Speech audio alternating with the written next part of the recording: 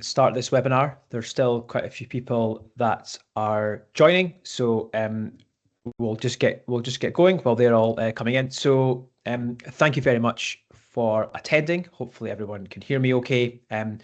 Just some house rules. Everyone should have their video and audio muted. There is a Q&A, so please, any questions or comments that you've got, if you can add those into the Q&A, and we'll pick those up at the end of the webinar. So yeah, I'll just get going. So let me just move across. So hopefully everyone can see my screen today. Welcome to today's webinar, which is creating a clear picture of your risk. And what we're going to do is we're going to build a bow tie diagram for a scenario that hopefully all of us can understand. And in doing so, you're going to learn all about how bow ties can be used as an effective way to understand and manage your risk. So a bit about me. My name's David Jamieson. I'm the founder of Salus Technical. We do quite a lot of work with bow tie diagrams and bow tie diagram software. And I use bow tie diagrams almost every day. And I really feel strongly that they're a tool, if used correctly, that can be incredibly valuable. And it's a great tool to have in your toolbox. So here's what we've got in store for today. We're going to go through building the diagram itself, look at the key terms, look at why you might want to use a bow tie diagram rather than a more traditional risk assessment table. We'll look at adding extra things like degradation or escalation factors, as well as metadata, and how you can actually start using bow ties to manage your risk, not just visualize your risk. And as I say, please use the Q&A for any questions that you've got. Now, I am mindful that there's people from lots of different industries here today. So I'm going to use a term that people might not be familiar with, and that's called process safety. For anyone who works in major hazard industries, they may well have heard of this before, but for someone who doesn't work in any of these industries, whether it be, cybersecurity, pharmaceutical, that's okay. Really, what I'm using by process safety is I'm talking about major accidents, major events, major incidents. So no matter what industry that you work in, when I'm talking about process safety or major accidents, what I'm really talking about is major incidents. With that housekeeping out of the way, let's get in store. So on the subject of process safety, on the subject of clear communication, if I were to ask lots of different people from various industries what they thought process safety was, I'd get lots of different answers. And in fact, I tested that. I recently went on to the website of lots of energy companies based in the UK, and they all had a term for process safety written on their website. And you'll see that these are all lengthy, they're all very different, and I would bet you a lot of money that if I was in an elevator in any of these companies and asked someone in that company what process safety was, I bet that nobody would be able to recite their company's definition of process safety. And that's just one example of like the over complexity of safety and preventing incidents. And we think that things like that might be a little bit too much, and there's a lot that we can do. So what we try and do here at Salus and with our Bowtie software, Bowtie Master, is we want to simplify things. Can we define process safety or the prevention of major accidents in a much better way? And what we say is good process safety, good management of major incidents. It's not the absence of incidents, it's the presence of effective barriers. And bow tie diagrams are the key to unlocking people's understanding and the role that barriers play, and also how effective that they are.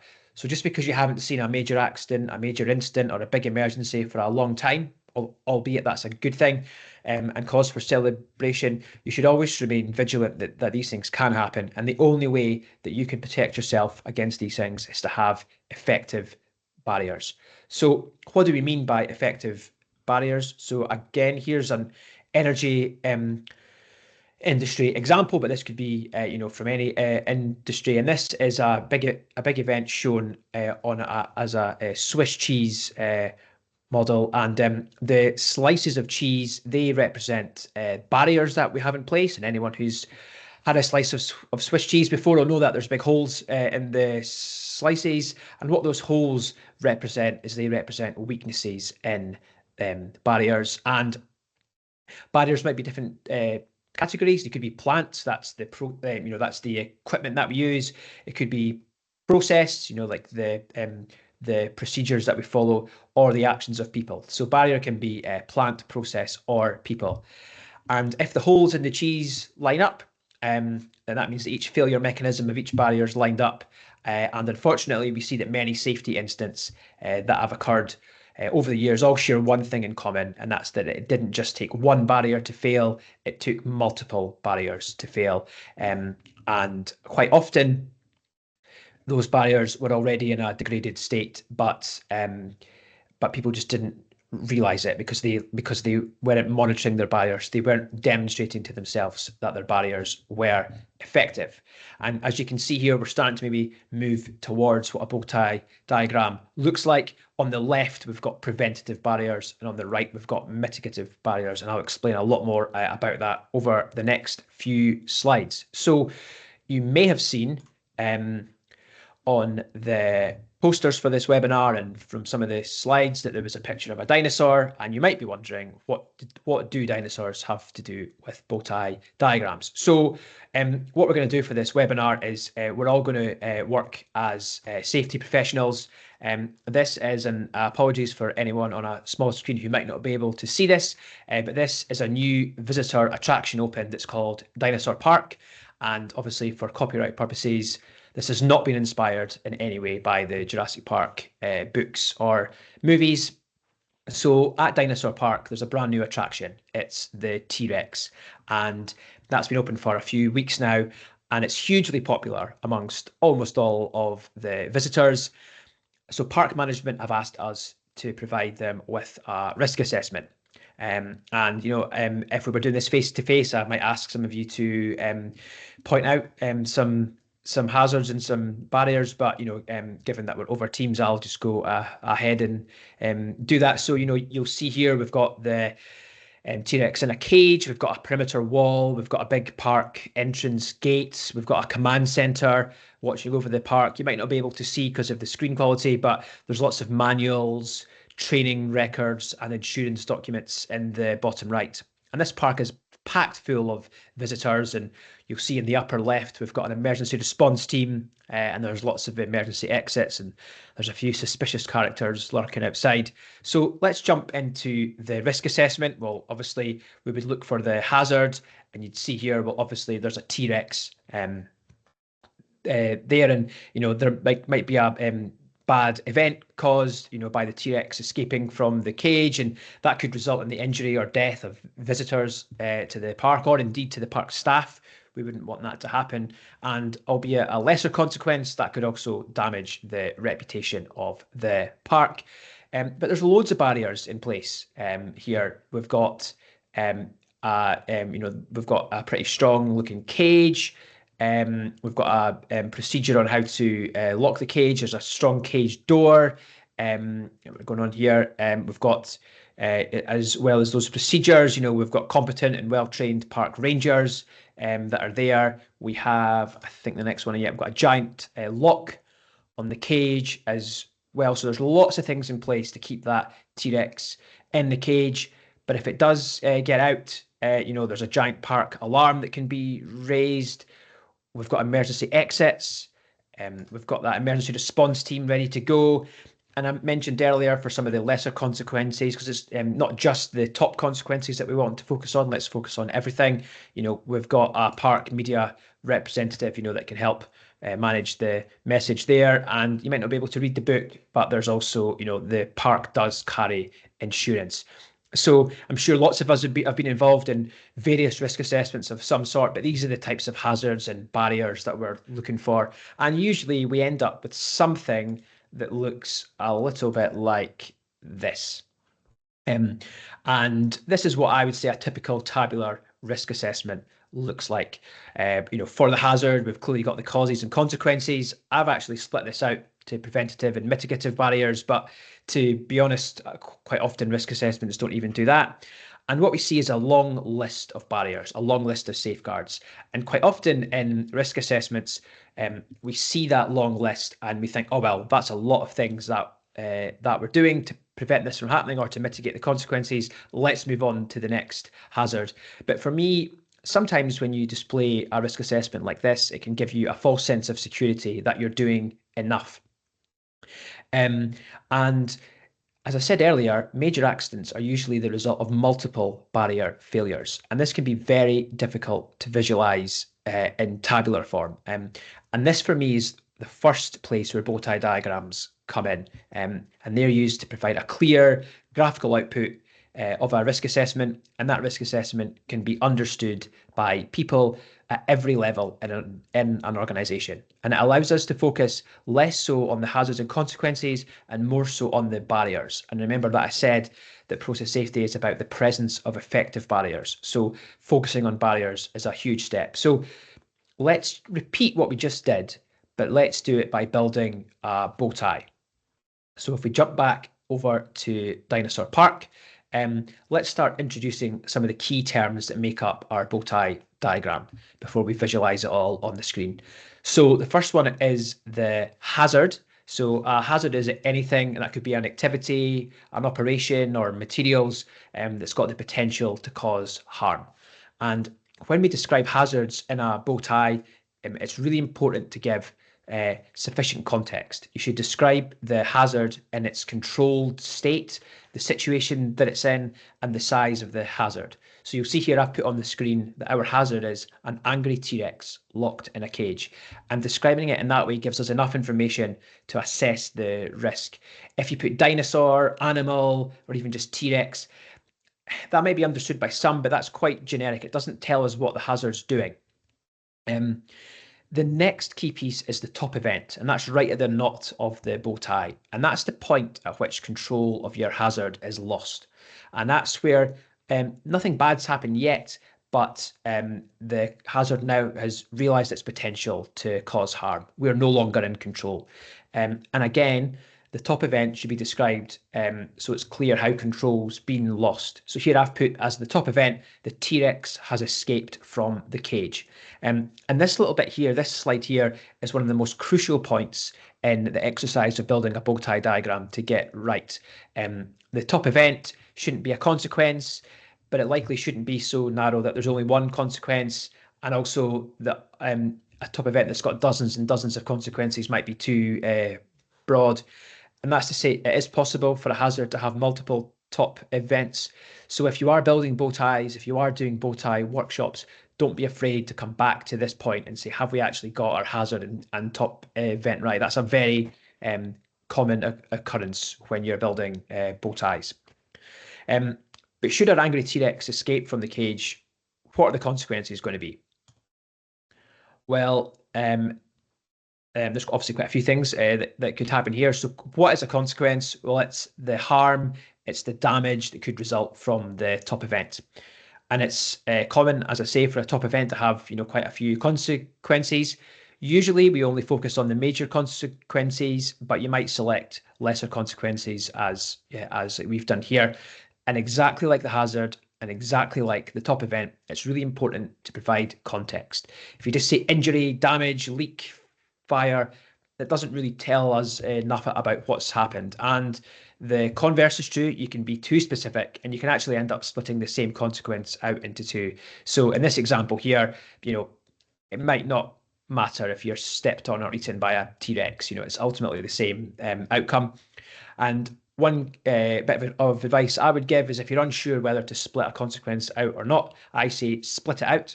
And then if you find that it's got the exact same barriers in place to mitigate it, then it might well be that it's just one consequence, and then it's quite easy for you to combine them back. So we've covered our top event, the point at which we've lost control of the hazard. We've looked at some of the consequences, and the next element that we're going to look at now are threats. And threats are, that's fine. Threats are the potential reasons that we can lose control of the hazard. They're the causes of the top event. And identifying potential threats, massively important. This is normally carried out, with a brainstorming exercise. And again, providing sufficient context is very crucial. Someone should be able to make that logical step from how the threat could lead to the top event and how the top event could lead to the consequence. And threats, they can be the cause of a failure, they can be external influences, they can be operational issues. So, here we've got our cage left open in error by the park rangers. We've also got the cage, not being strong enough, and the cage being deliberately opened. So if you look, or the eagle-eyed amongst you might see, that the top threat and the bottom threat are both about the cage being opened. But what you'll see is one is left open in error, one is deliberately opened by external actors. So what we might see is how we manage that, how we prevent that leading to the top event is very different. So in which case, those might appear as the same threat, the cage door being open, but the cause of that threat actually is something that we manage very differently. So I've raced through for the first 15 minutes all about Bowtie. So let's pause for a second and look at what we've done. So here is our incident shown here in the Bowtie format. We've got the threats on the left that might trigger the top event, and the consequences on the right that are the unwanted outcomes of the top event. And this here is a Bowtie diagram in its simplest form. And you see some fancy animations. So any threat might trigger the top event, which might result in one or more of the consequences. And that journey is called the main pathway. And any incident or any accident that's ever taken place has followed the main pathway, of the Bowtie diagram. So this is a Bowtie in its simplest form, but I said earlier that it's all about effective barriers, and we haven't got any barriers on this Bowtie yet. So let's head back to the Dino Park and let's start thinking about our barriers. And instead of listing them on a table, let's put them on the Bowtie. So let's have a little bit of discussion on barriers to begin with. People might call them safeguards, they might call them controls. Lots of different industries have got different terms, but really what we're talking here about barriers being the measures that we take to either prevent or mitigate our unwanted threats or consequences, respectively. A barrier to the left of the top event is called a preventative barrier. This prevents the top event from occurring. Some people call these proactive barriers. The barriers to the right are the mitigative barriers. They mitigate or they reduce the consequences of the top event. And some people call these recovery barriers as well. The single biggest issue that people have is with describing barriers in a Bowtie. And it's really important to describe them properly. A barrier should be independent. And what independent means is that that barrier, if it functioned as it should, it alone should stop the event on the pathway.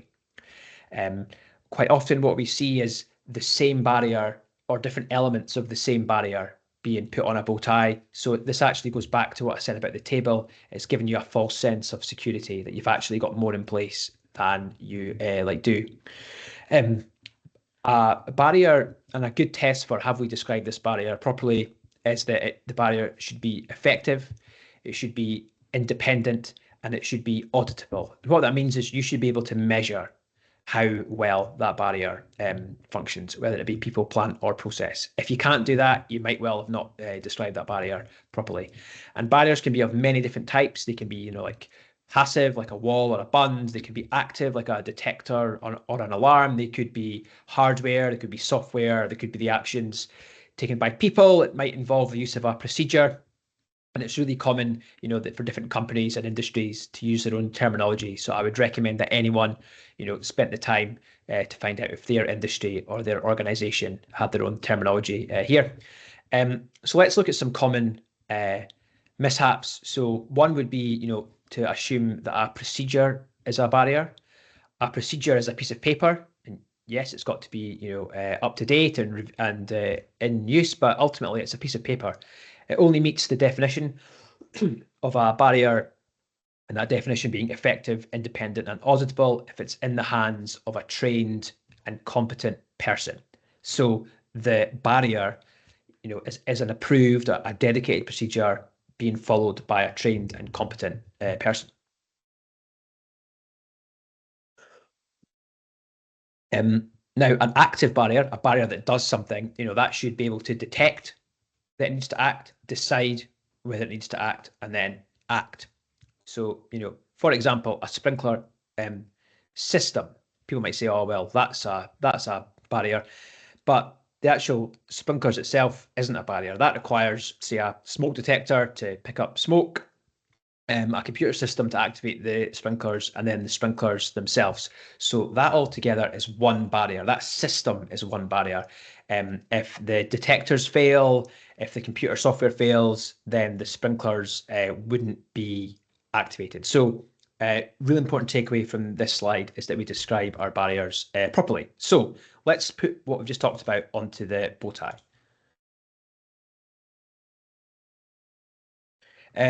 So we're going to add these on. I'm going to deliberately make some of the mistakes that I've just talked about. So see if you can spot them. So to prevent the cage from being left open by accident, we've got a lock on the cage, and there's a procedure on how to use that cage. And there is a competent and trained park rangers to lock it. So you could argue that that one system is actually one barrier, right? Because the lock's not going to lock itself. If we want to ensure that our cage is strong enough, I don't think there is any such thing, but I would imagine that, in this scenario that, we've got a design manual for how to design a T-Rex cage. So, that good practice, those regulations would all have to have been followed. And then to prevent the cage from being deliberately opened, obviously we've got security around the perimeter of the park. We've got that big gate. There's a park security manual, that tells the park security team, how to manage security. And we've got that command center with a security team watching. So there's lots of things in place there. Should the T-Rex get out, at this point, we're on the right-hand side, of the bow tie. So it doesn't really matter now which threats led to the top of the event. That's the dinosaur out of the cage. So how do we mitigate? How do we minimize, the chances of people being eaten or stepped on? Well, there's lots of emergency exits, so people can raise the alarm. We've got a locked and loaded emergency response team, and again, in that command center, someone can activate the alarm as well. And if you look at a more lesser consequence, if you like, which is how we would protect against the park's reputation, well, we've got a media spokesman for the park, and the park carries insurance. So there you have it. That is the bow tie diagram in its simplest form. If I just maybe look over that in a way that maybe everyone can understand, you can see that bow tie right there, and hopefully everyone would agree that that is a lot easier to follow than the tabular risk assessment. If I jump back to that bow tie, you can see the role that each barrier plays individually, which threats or which consequence it's linked to. Having all of these barriers as one long list doesn't really tell us the story, So that's fine. So we'll just go back there. So let's see if it's up a bit. So I'm going to continue a bit with the examples. I'm going to talk about escalation factors or degradation factors, and I'm going to add some metadata, and I'm going to add some risk matrices, put some qualitative numbers on each consequence. I'm going to use that. I'm going to use Bowtie Master in order to do that, and that's part of the SAL suite, which has got Bowtie Master for building bow ties. It's got Safe Task for safety critical task analysis, and Instant Insight for instant investigation. So anyone looking who'd like a free trial of that, they can get in touch with me after this. So we're back at Dinosaur Park now. And I said before, barriers are not 100% reliable. Barriers can fail, and history has shown that they do fail. And I said right at the beginning, process safety is not the absence of incidents, it's the presence of effective barriers. Now, again, I can't ask anyone to shout out loud, but hopefully you've spotted some barriers that look like they have failed, or look like they're in a position where they might fail. So let's just look at a few of these. So the first one is, yeah, it looks like we've got a blocked emergency exit. So people would have to stop and move the objects out of the way, or even worse, they might not be able to stop at all. The cage door doesn't look like it's in the best shape. There's visible corrosion on that door. And again, if that was to get worse, there could be an integrity problem there. There's no use in a state-of-the-art command center if the staff that are running it are fast asleep. And lastly, keeping in the command center, it looks like there's some faults with some of the equipment. So that's 4 barriers that look like they're having some problems. So how can we visualize that so it's clear to see? Well, this is one of the second sort of key benefits of Bowtie diagrams, is that we can use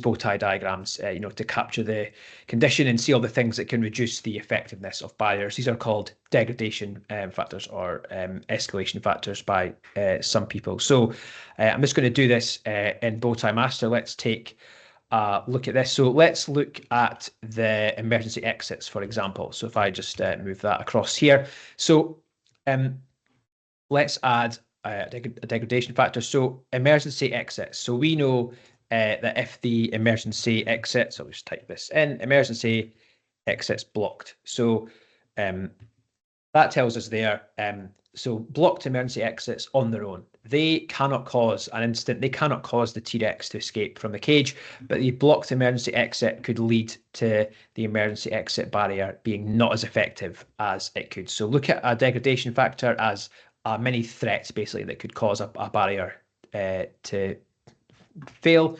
And we'll just jump over to cage design. Again, put this in here and add that we've got corrosion weakens cage. You can see that there. So that's another sign of something that could weaken the cage. But if I go over to emergency exit, so it doesn't have to stop there. We can actually look at, well, what can we do to stop the emergency exits from being blocked? And there's actually quite a few things that we can do. I'm just going to put to here. So let's put this in here.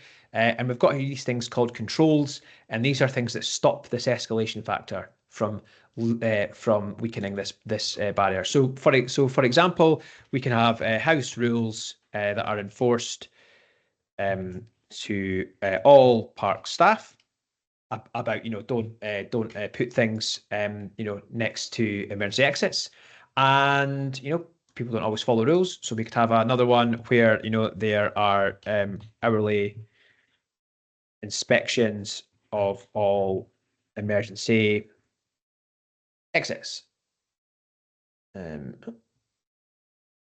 So what we'll see here with like that, then what we're saying is we've identified that the emergency exits, that barrier could be weakened. And one of the factors that could weaken the emergency exits are that the emergency exits are blocked. So what we're going to do about that is we're going to make sure that all park staff are reminded continually not to block emergency exits. And we're also going to perform, quite frequent inspections of all emergency exits in the park. And if we do both these things, that's going to stop the emergency exits from being blocked. And ultimately, that's going to stop this barrier from being weakened. And that is the role that degradation factors and their controls can play. So if I just jump back to this Bowtie again, sorry, you'll see here's a more zoomed out version here. And again, that corrosion weakens cage. Well, you can do routine integrity inspections of the cage for corrosion. So this is the next level of detail on a Bowtie. You can start to visualize what can make barriers fail, and then what you put in place, which is the controls in the red boxes, what you can put in place to manage that so you can prevent the barriers from being weakened. Speaking of weakening, I mentioned that process safety is the presence of effective barriers. Well, what happens if you know that your barriers aren't effective? Or what happens if you know that your barriers are effective? How can you visualize that on a Bowtie? Well, you can do that with metadata. So if I, if I go back to our Bowtie here, hopefully everyone can see that. let's say that we know that we are starting to have a problem. What you can do is you can add this thing called metadata. So metadata almost translates as data on data, but that's extra information that you can add to each barrier. Now, with Bowtie Master, you can customize metadata as you wish with colors and names. But if I put barrier condition and turn that on, I've got a barrier condition metadata, and what that allows me to do here is that's a drop down list here. But imagine that we are the safety department. We operate this park, and we are tracking if our barriers are effective or not. Let me just hide this. We can start to have a look and say, oh, right, wow. I can see that there's one barrier here that's not effective. And what metadata allows you to do is that allows you to see if you're relying on other barriers. So let me just change this so it's a bit easier to see. Let me choose barrier condition and analyze. What I've done here is I've just color coded my barriers by their health. And I can see here that, yeah, I've got quite a few impaired barriers. And if I look here, I can see that I've got some issues with my zookeeper competence, and I've also got some issues with people not following the procedure. So that I can see here that there's two barriers on the same pathway that have both got issues. And that means that I'm obviously far more likely now for the cage door to be left open on error. So that makes going from this threat to the top event far more likely. So that's one of the magical things about Bowtie diagrams is if you built them properly, if you put the barriers in the right place, and you know what makes those barriers no longer effective, and if you display that effectiveness on the Bowtie, then you can clearly see where those holes in the Swiss cheese are lining up, and you can start to see where you've got potential incidents that are more likely to happen. And that means that you also know where to focus. So for example, looking over here, if you knew that you had an issue with emergency exits, then you know that you're far more reliant on these two barriers, and that might prompt you to decide whether you should be doing more just to make sure that those two barriers remain effective. So I've covered degradation factors, I've covered metadata, there's a couple of other things that we can do. And let's look at the last one, which is like risk. So how do you know how bad your consequences might be, or how do you know how much of an impact that your barriers have had? So love them or loathe them. Risk assessments, risk matrices do play a role here. So here's just a made up risk matrix for the people that operate Dinosaur Park. But I know that, if lots of you, work in safety or preventing incidents, you'll have seen risk matrices of all sorts of shapes and sizes. I think the biggest one we've seen is 12 by 12. But if anyone uses a larger risk matrix than that, let me know. Not all consequences are of the same risk. So what you can do with a Bowtie, so let's just choose people. So a T-Rex eats on or eats people, and we'll add a risk attribute, and let's do the initial risk. So that's taking no credit for any of our barriers. So you might say this is very likely to happen, and obviously the consequences are catastrophic if that's people being eaten or stamped on, and you can press save. But let's say that we've done the assessment and we've measured the effectiveness of each barrier. We can go back here and we can say, well, what about the residual risk? That's the leftover risk. That's the risk after we've taken credit for all of our barriers. So again, I'll go back to people, and let's say that's actually brought it down to being, thankfully, an incredibly rare event. And that allows us here to visualize the risk of each consequence on the Bowtie. I don't think this is a hard and fast rule, but I think lots of people tend to put their highest initial risk consequence to the top of the right-hand side of the Bowtie, working their way down. So let me just turn this back off, and we'll maybe look at the Bowtie just in its normal form. Maybe some points that I didn't discuss. You might want to add lots of different types of metadata, and again, I've put some here of the barrier type. You might put the barrier owner, you might put the barrier location, and these are all things that can hopefully help you make risk-based decisions. bow tie diagrams like this, you might want to use in risk assessments. You might want to use them as training tools so that someone new to the Dinosaur Park would understand the overall risk. Let me just jump back now over to the slides. Yeah, so before I leave that, you'll see here that, yeah, there's how to visualize the risk of each consequence, both the initial and residual risk on each bow tie. So in summary, so I don't know what's going on there. So in summary, we've gone through a lot of the main things of Bowtie, but just before we leave that, we did use the Bowtie Master software for those examples. It's some web-based software that allows you to easily visualize your risk, collaborate with multiple users. You can, export to reports. You can download images. You can share them with live links, and you can fully customize, your metadata and your risk matrices. And if you guys use Power BI or things like that, you can easily connect. But before I do a summary and go on to questions, if anyone does have any questions, if anyone wants to discuss more, you can just get in touch by going to our website, and we'll happily answer any questions that you've got about Bowtie diagrams, about the software.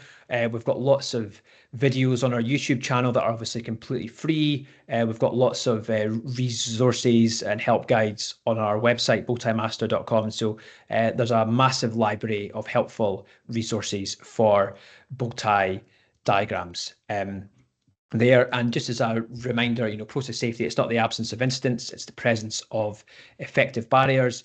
And with Bowtie diagrams, you're able to understand the role that each barrier plays. You're able to measure the effectiveness of each barrier. You're able to visualize, what can cause barriers to be less effective.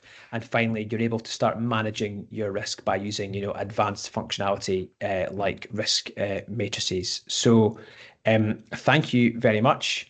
And I will jump back to the webinar. So just as a reminder, if anyone does have any questions to use the Q&A, I see there's been quite a few that have come. So yeah, I'd say for anyone who's made it this far, yeah, please drop any questions into the Q&A, and I'll just start going through. It's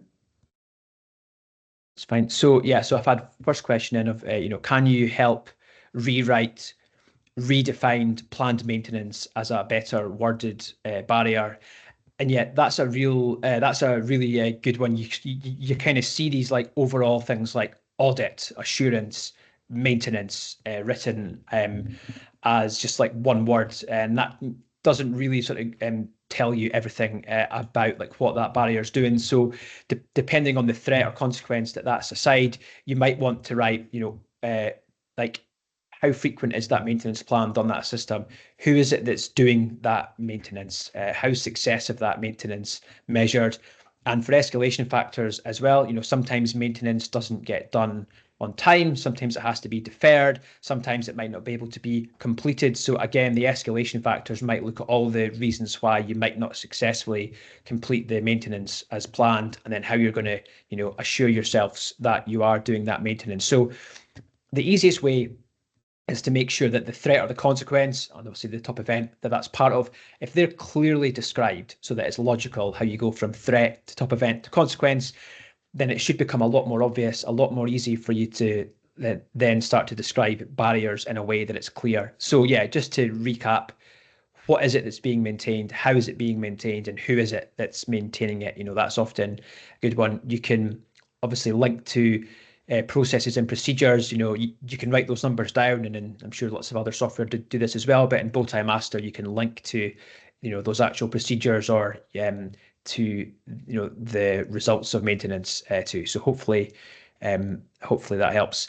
The next question is, how can we capture unintended consequences, i.e. inspection of cage condition lead to a risk that the inspection team are being eaten? That's a really good question. And there's a huge balance here about whether you have many simple bow ties or you have few really complicated bow ties.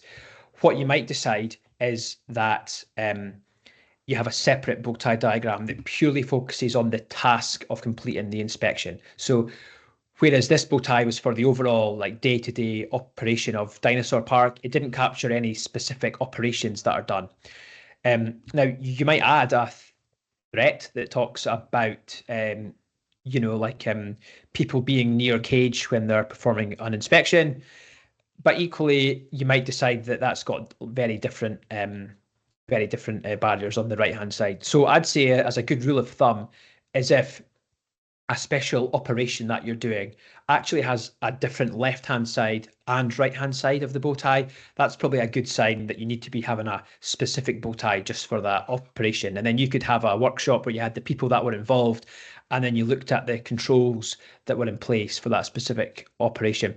And a really a good advantage of doing that, now the term toolbox talk might not translate to all industries, but that risk assessment that's done on site just before you do a task, if you've got a bow tie diagram for that task that's got all the barriers that are in place, if the job was perfect, that makes it really easy for everyone to understand what those are. And if you did have any barriers that were impaired, you'd be able to see those and you could tell the team, right, there's extra focus on these barriers. So I'd probably say if the bow tie's got a different left hand and right hand side, split it out and have a small bow tie dedicated to the task of actually doing the inspections.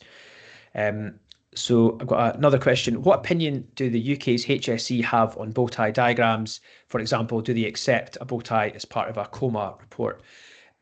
So for high hazard sites in the UK, there's probably two main regulations. There's the COMA regs that I mentioned in the question, the control of major accident hazard reg. So that's like for like sites, that have hazard like onshore, and then offshore, there's the offshore safety case regulations. Neither mention bow tie diagrams specifically, but lots of guidance documents that feed into those do talk about the use of bow tie diagrams. So I wouldn't say that there's any documented opinion from the HSE as to whether they accept or don't accept, but you do see lots of bow tie diagrams within these documents. Typically, duty holders, the people that are responsible for the risk on that site, they make bow tie diagrams for the major accidents. And typically there could be like 15 to 30 of like those.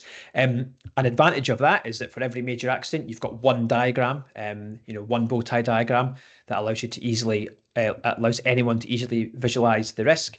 But you also have to watch, as these can be quite complex sites, you can have quite large bow tie diagrams. Quite often these are made at the design stage, so a lot of the barriers in place don't actually apply 5 years, 10 years, 15 years into operation. So I would always say that it's a very useful tool for adding to safety reports, to safety cases, but just be mindful that these need to represent how you're actually operating these sites, and they need to be kept up to date. So for example, I would expect that the people who designed Dinosaur Park would have done so 5-10 years before Dinosaur Park was actually brought into service. So the people who are actually operating that, when they take control, they should be making their own bow ties, based on how they're actually planning to operate. Question, do I gain access to Bowtie Master through you or from my own company? Yep, so either yourself or someone from your company. If you can contact me, or you can visit bowtiemaster.com. There's a giant button that allows you to book a demo, and you can have a chat with one of our team, and they can help get you set up. But that's just bowtiemaster.com. And just as a reminder, also on that website, there's lots of completely free resources as well, and on our YouTube channel, on the Salvage Technical YouTube channel, we've got 4 or 5 quite in-depth videos about all the key features of bow ties. So if anyone's got any more questions, if you could just put them into the Q&A right now. Otherwise, we'll end it there. So just in terms of way forward, we'll send everyone a summary of the session. We'll send people links to some of the resources that I've talked about. And yeah, sorry, we do have one more. Have you seen an effective way of keeping metadata, i.e. barrier strength, up to date? For example, when we have an incident or hazard report or audit, all informed about the barrier's performance, how do we keep metadata alive? Great question. the way to keep metadata live is to keep reviewing it. If you've got Bowtie diagrams, for example, that are made and then they just sit, buried in the appendices of a safety case, no one's really going to check in on that very often, and you're going to run the risk of it being up to date. But if you start using Bowtie diagrams, in your day-to-day operations, or you're reviewing them at weekly or monthly risk meetings, then you'll soon start to see that everything, might not be up to date. I think having a system in place where it's someone's job that after these things happen, or a periodic like time interval, has to go in and update metadata and things like that, that would work. The other one is remembering that you might want to maybe not do it in the Bowtie. So at Bowtie Master, for example, we can easily connect to Power BI and other things like that, so you can send and receive info. So if you're already using dashboards or other tools to visualize your risk, then you can make that talk to your Bowtie. So again, if everyone is continually reviewing barrier effectiveness, if it's a key input tool to your cumulative risk meetings, to your risk management meetings, then you're going to have someone making sure that the metadata is live. You might just want to build a Bowtie just for one-off purpose, that's fine. But if you do want to start using it to manage your risk, then it has to be something that is used, is opened, is talked about. Otherwise, as you can say in your question, then you might, not keep everything up to date. I think one of the single greatest criticisms of a Bowtie that's been made properly is that it's been left to go out of date. Managing high hazard sites, working in lots of industries where there's high consequences, that's a very dynamic process. There is a lot of change that can happen. So the actual barriers themselves and their effectiveness are something that must be continually reviewed and kept up to date. So hopefully that answers questions. If anyone's asked me a question and they weren't happy with my answer, then please feel free to get in touch with me afterwards. So I believe I've answered every question. So what we'll do is we'll stop there. I'll send out some additional information to everyone who has attended. But as a reminder, go to bowtiemaster.com and you can access all of our free resources there. So that's great. Thank you very much for your time, everyone. And enjoy the rest of your day. Thank you.